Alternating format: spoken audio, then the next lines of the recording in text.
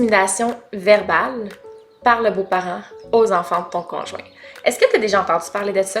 Est-ce que tu as déjà entendu parler qu'une belle-mère pouvait s'adresser à ses beaux-enfants en sacrant après lui, en le traitant de tous les noms, en lui disant à quel point qu'il est inutile, à quel point qu'elle l'aime pas?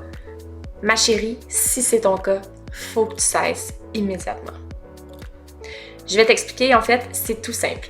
Un enfant, entre 0 et 16 ans, l'enfant va développer de l'estime de soi qu'on appelle.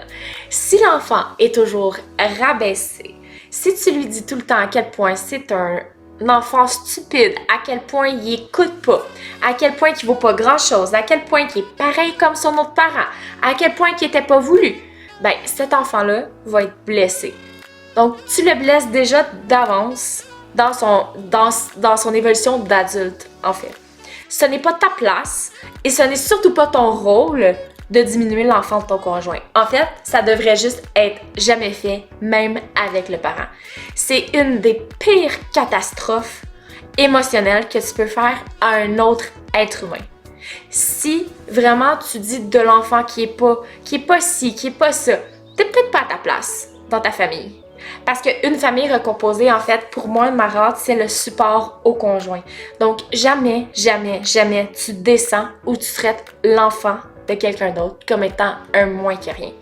Souvent, il y a des choses qui peuvent partir en vrille. Il y a des mots qui dépassent nos pensées, ça, je peux comprendre. Mais avant de parler, essaye de réfléchir. Essaye de te demander à quel point la flèche que tu vas envoyer, qu'est-ce qu'elle peut faire tout simplement dans la vie d'adulte de cet enfant-là. Si ta belle-fille arrive et te dit « Est-ce que je suis belle dans cette robe-là? » et que tu lui dis « Non, t'es vraiment laide », elle n'en portera peut-être plus de robe, puis tu sauras même pas pourquoi.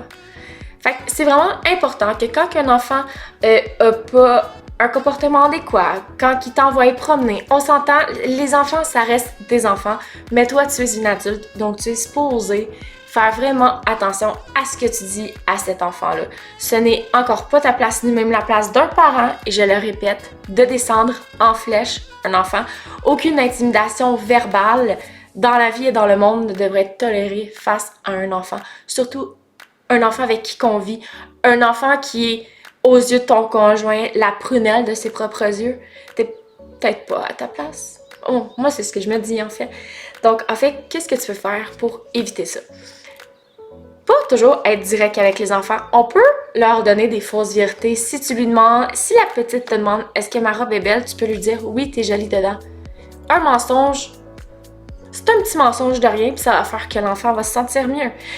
Si l'enfant n'a pas un comportement adéquat, peut-être est-ce que tu peux demander à ton conjoint d'intégrer la conversation, peut-être que tu peux demander de l'aide à ton conjoint, ou peut-être est-ce que tu peux t'arrêter, te reculer de la situation, réfléchir, et ensuite intervenir. Parce que nos mots dépassent nos pensées. Nos mots dépassent nos pensées. Et souvent, les choses vont vite quand on est en chicane. Et des fois, on dit des choses qui vont blesser l'autre, qui vont blesser l'enfant dans sa majorité, mais surtout des choses qui vont nous blesser nous-mêmes de l'avoir dit. Donc, en fait, je te recommande surtout de réfléchir à ce que tu dis. Et avant de parler, peut-être prendre un petit break, un petit recul et voir qu'est-ce que tu pourrais dire de positif dans la situation. Bye!